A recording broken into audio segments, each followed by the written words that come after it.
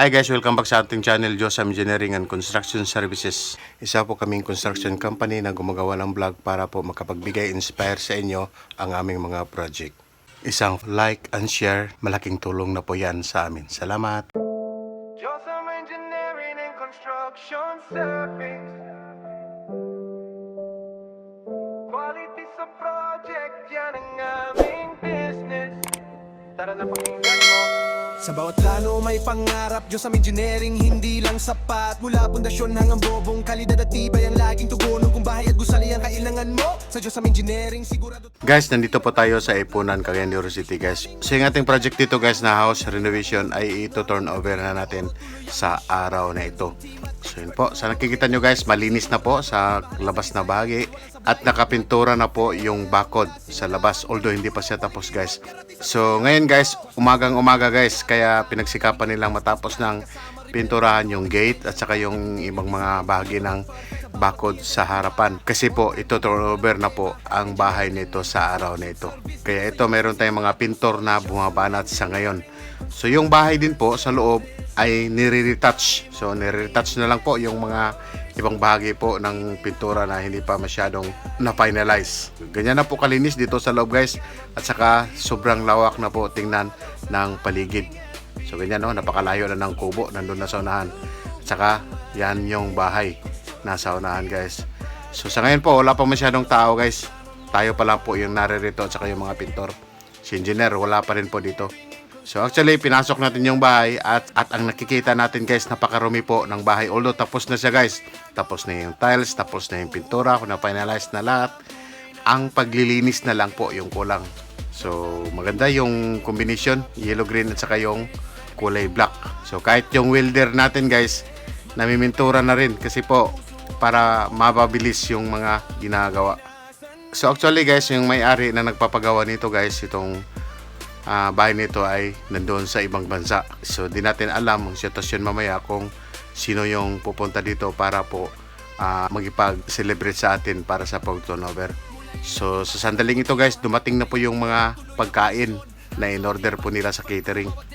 At dyan lang po sa gilid namin pinalagay yung mga pagkain na hinatid nila.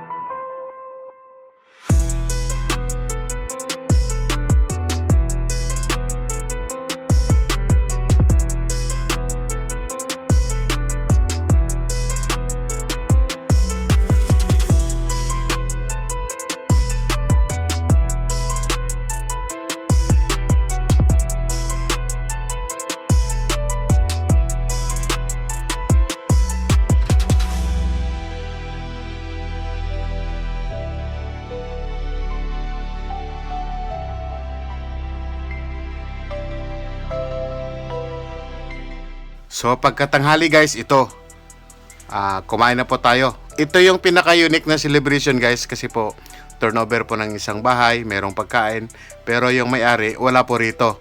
Tayo lang po, yung engineer natin at saka yung mga trabahante at saka yung ibang pamilya ng mga trabahante.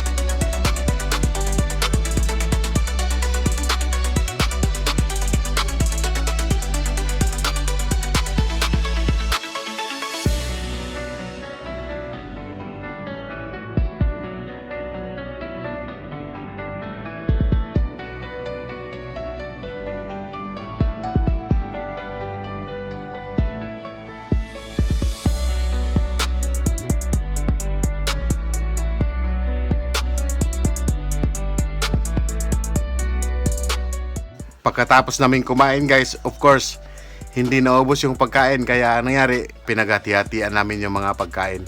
So pagdating ng hapon, ito na. Since ito turnover na itong bahay nito, kailangan pag i-turnover ay dapat malinis. Kaya yung mga tagalinis natin guys ay nagsisimula ng magkuskus ng bintana, magkuskus ng sahig. So yun yung mga kanilang ginagawa dito guys.